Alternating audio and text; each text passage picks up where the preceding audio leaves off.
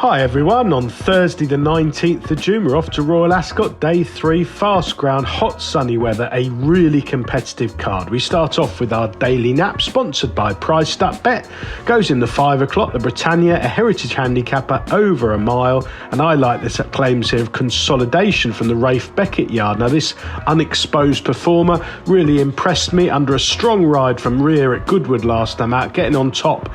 Close home, having looked ill at ease on the track throughout. I think there's loads more to come here, back on a flatter, more conventional galloping track. James Doyle has been booked for the ride. I think it's fair to say with Rafe, most of his yards runners have needed a run or two this summer, and I think consolidation could well improve quite a lot fitness-wise, both for that run and the fact that it was first time out off a gelding operation. A big field, a strongly run race, it'll bring his stamina into play late, and I think he should go really close with any luck in running.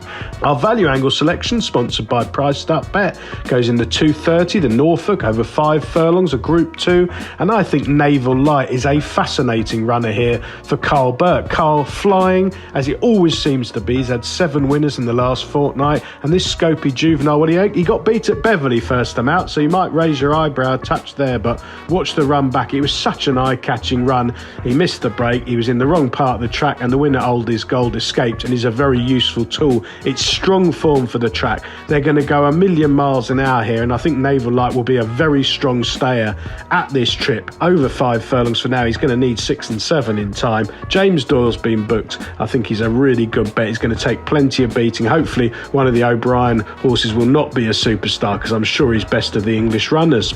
The remaining 5 races, we'll do them in time order. The 305, the King George V, a heritage handicap. I'm going to take a chance here on a big price one, Ames, from the James Owen yard. Now James is flying at 12 winners at a 27% strike rate in the last fortnight, flat and jumps. He's really starting to make a name for himself on the turf this summer, and his unexposed 3-year-old's been dismissed because he only won a match at Chepstow last time out, but his previous placed effort at Chester was promising, and I think he's got in here quite lightly. I suspect there's loads more improvement to come, and it's interesting that Sylvester de Souza's been booked. Big price, Ames, think he'll go well. The 340, the Ribblesdale, a 1 mile 2 furlong Group 2. I think Serenity Player's the one to side with here. I keep going on about informed stables. Andrew Balding, well, he's had 12 winners at 21% in the last fortnight. They continue to win with everything they fancy, basically. And this promising filly, well, I thought she ran well, albeit well beaten behind Whirl in the Musidora last time out of York. I don't know whether she was outpaced or poorly positioned, but she took a long time to get going.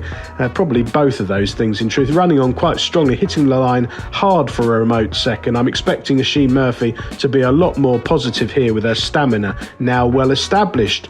The 420, the day's feature, the Gold Cup, well, nothing original here over the 2 mile 4 furlong trip. We don't know if Illinois will stay. He's up 5 furlongs in trip, but Aidan's got so many to measure them against at home. He doesn't usually miss, to be truthful, and the form of his win at Chester last time out has been very well franked by Al Kareem, absolutely bolting up last weekend from the front in style. Illinois is a strong stayer. I suspect Ryan will be rowing away some way out, but he might just be able to pick him up. I thought Sweet Reward probably the each way alternative. You don't want to take a short price. The 535 and the Hampton Court Stakes. Again, 1 mile 2 furlong Group 2 here. I like Jackknife here. Roger Verrin's colt remains completely unexposed after just 2 career starts and caught the eye under a negative ride in the Heron Stakes at Sandown last time out, a muddling spoil field. He's only run twice in his life. There's loads more to come from him, stepping up 2 furlongs in trip. Variant, very unusual for him to overface his horse. He's a brilliant placer his horses, and I think Jackknife will run really well here. What should be an attractive price, and it doesn't get any easier. The 610, the Buckingham Palace, a 7 furlong huge field handicap. I had like Gorak here from the I beg your pardon, down the bottom, but he's first reserve. If he gets in, I'd have him winning. Charlie Fellows is the trainer of Gorak. I'd have him winning definitely, but he's first reserve. But Roy de France, the top weight, I think you can excuse his effort here last time out.